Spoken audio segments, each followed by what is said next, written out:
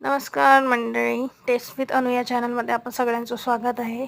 तर आज आपण बनवणार आहे मसाला भेंडी. मसाला भेंडी बनवण्यासाठी कढईमध्ये आपण तेल गरम करायला ठेवलेलं आहे. तर तेलामध्ये टाकलेलं आपण थोडंसं जिरा आणि मोहरी.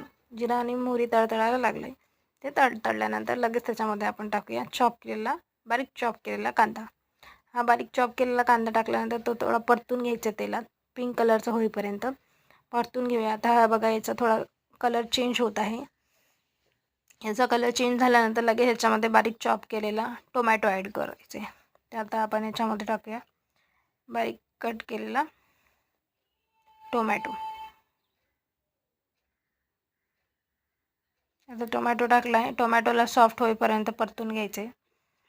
टोमॅटो सॉफ्ट झाला की लगेच याच्यामध्ये आपण टाकूया गरम मसाले. आता टोमॅटो सॉफ्ट झालं आहे तर त्याच्यामध्ये टाकूया आपण गरम मसाले, म्हणजे चवीपुरतं मीठ.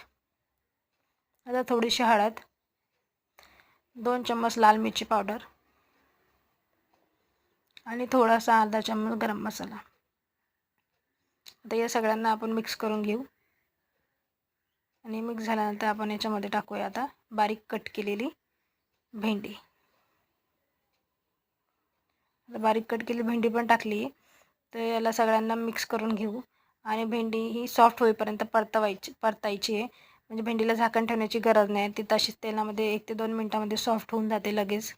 त्याच्यामुळे अधूनमधून परतत राहायचं, जेणेकरून जी खालच्या साईडची जी भेंडी राहते ती करपणार नाही आणि भेंडी सॉफ्ट होत आहे. भेंडी सॉफ्ट झाल्यानंतर किंवा भेंडीची भाजी कंप्लीट झाल्यानंतर आपण टाकूया त्याच्यामध्ये बारीक केलेला शेंगदाण्याचा कूट. वरतून टाकायचे शेंगदाण्याचा कूट.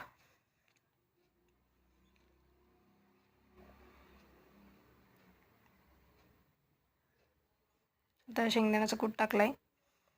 तर शेंगदाण्याच्या कुटाला भेंडीमध्ये मिक्स करून घ्यायचे. आता भेंडीमध्ये मिक्स करून घेऊ आणि ही झाली मसाला भेंडी रेडी. ओके, जर तुम्हाला ही रेसिपी आवडली असेल तर चॅनलला सबस्क्राईब करा, लाईक करा आणि बेल आयकॉनला प्रेस करून ठेवा, म्हणजे जेणेकरून नवीन नवीन रेसिपी आल्यास